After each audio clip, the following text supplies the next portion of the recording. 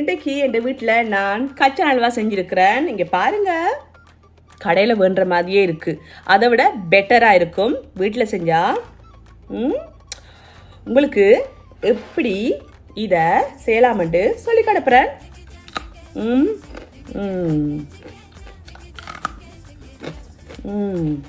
அதுக்கு தேவையான பொருட்கள் வந்து இந்த பேக்கிங் பேப்பரை வந்து நீங்கள் முதலே ரெடி பண்ணி வைங்க இந்த மாதிரி. பிறகு 500 கிராம் கச்சான் எடுத்துனால் 500 கிராம் சுகர் எடுக்கணும். அதுவும் வந்து இந்த கச்சான் வந்து வறுக்காத கச்சான், சால்ட்டட் இல்லாத கச்சான், அன்சால்ட்டட் கச்சான். ஓகே, ஸோ அதை எடுங்க.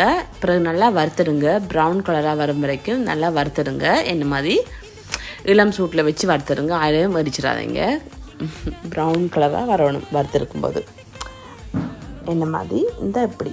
பிறகு அது ஒரு தட்டில் போட்டுட்டு இப்போ சீனி பானியை காய்ச்சிருக்கணும். அதுக்கு நான் 500 கிராம் சீனி எடுத்துனான். சீனி பானியை நல்லா ப்ரௌன் கலராக வரும் வரைக்கும் நல்லா காய்ச்சிருங்க.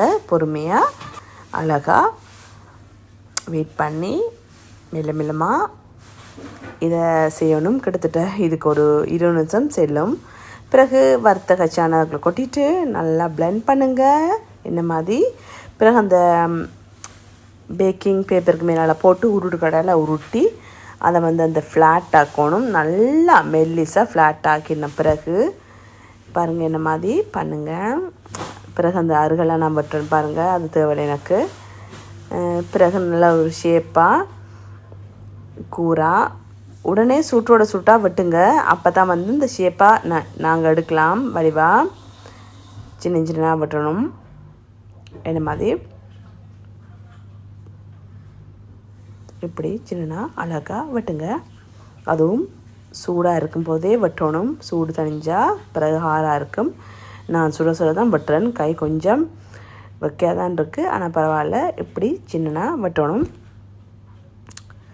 ஸோ இதோட முடிஞ்சது வேலை. ஸோ கச்சான் அல்வா செய்கிறது சரியான ஈஸி. அதுக்கு வந்து சீனியும் கச்சான் இருந்தால் போதும். அவ்வளோதான், முடிஞ்சது வேலை.